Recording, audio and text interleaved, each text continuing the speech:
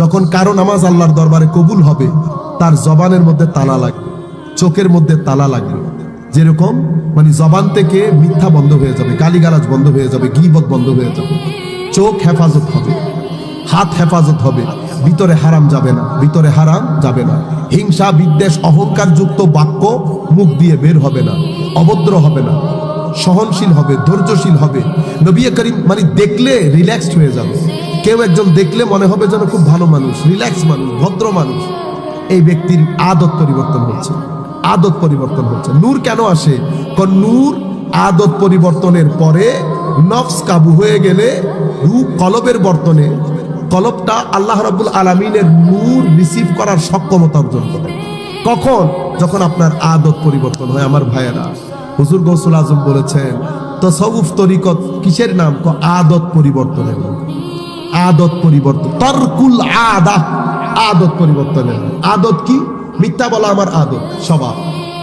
গীবত করা আমার স্বভাব, গালিগালাজ করা আমার স্বভাব, মানুষকে কষ্ট দেওয়া আমার স্বভাব। এই স্বভাবগুলোর মধ্যে যদি পরিবর্তন না আসে তো তরিকত তাসাউফ আসে না, সিনার ভিতরে নূর আসে না, সিনার ভিতরে নূর আসে না। সেই কারণে আল্লাহর দরবারে বান্দা তিন ধরনের: জীবিত, মৃত, অসুস্থ। জীবিত, মৃত, অসুস্থ। জীবিত কারা? তাদের দিল জিন্দা, তাদের যাদের দিল জিন্দা। আমার আল্লাহ বলেছেন মান আমিলা সালিহাম মিন যাকারিন আও উনসা ফালনুহিয়ান্নাহু হায়াতান তাইয়্যিবা। যারাই নর নারীর মধ্যে, মেয়ে ছেলে মেয়ের মধ্যে আমলে সালেহ করে, আমি তাদেরকে হায়াতে তাইয়্যিবা দান করি। মাওলা হায়াত না দিলে কি আমল করতে পেরেছে? কোন ওইটা হায়াত ছিল, তাইয়্যিবা ছিল না। হায়াতে তাইয়্যিবা কাদের? তাদের দিল জিন্দা, তাদের দিল জিন্দা। দিল জিন্দা করার জন্য কি করতে হয়? নামাজকে ব্যক্তি জীবনে কায়েম করতে হয়, আদায় না। কায়েম করা কি আর আদায় করা কি? আদায় করা হচ্ছে নামাজও চলবে, এটাও চলবে, জবানও চলবে, হাতও চলবে, ঠোঁটও চলবে, সব চলবে। এটাকে বলে আদায় করেছে, কায়েম করে নাই। আমাদেরকে হুকুম দেওয়া হয়েছে নামাজ কায়েম করার জন্য। কায়েম কি জিনিস? ওই আল্লাহ যেখানে দেখতে চেয়েছেন সেখানে থাকতে হবে, যেখানে দেখতে চান নাই সেখান থেকে চলে আসতে হবে। এটাকে বলে কায়েম করা। আপনি ইজিলি বুঝতে পারবেন, কারো কাছে যাইতে হবে না। আমি নিজেকে মনিটর করব, আমার ভিতরে ভদ্রতা আসছে কিনা, নম্রতা আসছে কিনা, আমার ভিতরে আল্লাহ রাব্বুল আলামিনের স্মরণ হলে ভিতর থেকে কান্নার ঢেউ বের হয় কিনা, একাকিত্ব আমার পছন্দ কিনা। যখন আপনার আদত পরিবর্তন হবে, আপনার একাকিত্ব ভালো লাগবে। তখন দেখবেন আপনি যখন সবাই ঘর থেকে বের হয়ে যায়, এখন আমরা একাকিত্বে থাকলে শয়তান ভর করে না? আমার উপর করে, আপনাদের উপর করে, কমন জিনিস।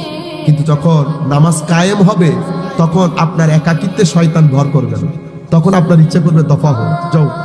এরপরে আপনার ইচ্ছা হবে বসে, তখন আপনি বলবেন না আল্লাহ আল্লাহ আল্লাহ আল্লাহ।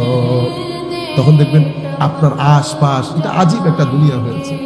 সেই জগতের মধ্যে হুজুর গৌসুল আজম বলেছেন, তুমি সিদকে নিয়তের সাথে ভিতর জগতের মধ্যে ইখলাস সৃষ্টি করে যদি তুমি আল্লাহকে চাও এবং এই জায়গার মধ্যে প্রচেষ্টা করতে থাকো ইবাদতের মাধ্যমে, ফরাইজে দিন, নওয়াফিলে দিন, কোরআন, জিকির, মুজাহাদা, মুরাকাবা, মুশাহাদা, চরিত্রের পরিবর্তন, ইবাদত, সবকিছুর মাধ্যমে তুমি যখন চেষ্টা করবে, আমার আল্লাহ তোমার ভিতরে কলব জিন্দা করে সেখানে একটা আয়না দান করবে। সেই আয়নার মধ্যে তুমি দুনিয়া আখিরাতের আজীব আজীব জিনিস দেখতে পাবে। বুঝতে পেরেছে? এবং এই দিল যখন জিন্দা হয়ে যায়, সেই জিন্দা দিলওয়ালা মানুষের চেহারার মধ্যে সেটা ফুটে ওঠে। আমার নবী বলেছেন, ওই চেহারাগুলা দেখলে তোমার ভিতরে আল্লাহর ভয় এমনিতেই জেগে উঠবে, কিছু করতে হবে না, শুধু চেহারা দেখে থাকলে হবে। তুমি যখন তাদের কথা শুনবা, তাদের কথার সাথে আর কারো কথা মিলবে না। কেন মাওলা? কিতাব তো একই কিতাব, কিন্তু কথা মিলে না। কেন? তাদের কথার মধ্যে দুইটা এলম, কিতাবের এলম, সিনার এলম, দুইটা এলম। সিনার এলম যখন কিতাবের এলমের সাথে জয়েন করে, তখন হিকমত ফুটে কথার মধ্যে, সেটা জবান থেকে বের হবে, আরেকজনের সিনা বিদীর্ণ করবে। আমল দেখলে, তাদের বেনেয়াজি দেখলে, তাদের দুনিয়া বিমুখতা দেখলে, তুমি চিন্তা করবা যে আমরা কি জিন্দেগি করছি, তারা কি জিন্দেগি করছে। তখন তোমার আমলের মধ্যে একটা বরকত পাবা তুমি। এগুলা হচ্ছে আল্লাহওয়ালা, এবং আপনি কার সোহবতের মধ্যে আছেন, রাইট না রং, এগুলা চিনার সহজ উপায়। আমার ভাইরা, আসেন অর্ধরাত পর্যন্ত আমরা এতক্ষণ মাহফিল, এই যে আপনারা এগুলা বসে শুনছেন, আমরা যদি বাইরের বিশ্বে মানুষকে গিয়ে বলি, কেউ বিশ্বাস করবে না, কেউ বিশ্বাস করবে না।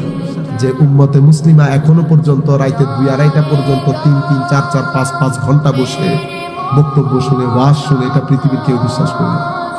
এটা আমার নবীর কোরআনের জিন্দা মর্যাদা, আমার নবীর জিন্দা মর্যাদা। যেহেতু এত বড় ইস্তেকামত দেখিয়েছেন, দোয়া করি মাওলাই করিম আমাদের আদত পরিবর্তন করুন, আমাদেরকে জিন্দা দিলওয়ালা বানিয়ে দিন।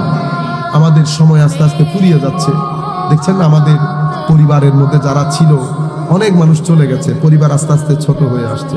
এক সময় সেটা বিন্দুতে আসবে, সেই বিন্দুর মধ্যে আমি থাকবো, চলে যাব, আরেকটা জেনারেশন জিন্দেগি শুরু করব। আমাদের জীবনকে আল্লাহ সুন্দর করুন। হুজুর গৌসুল আজম আব্দুল কাদের জিলানী রাদিয়াল্লাহু আনহুর ফুয়ুজাত দিয়ে ধন্য করুন।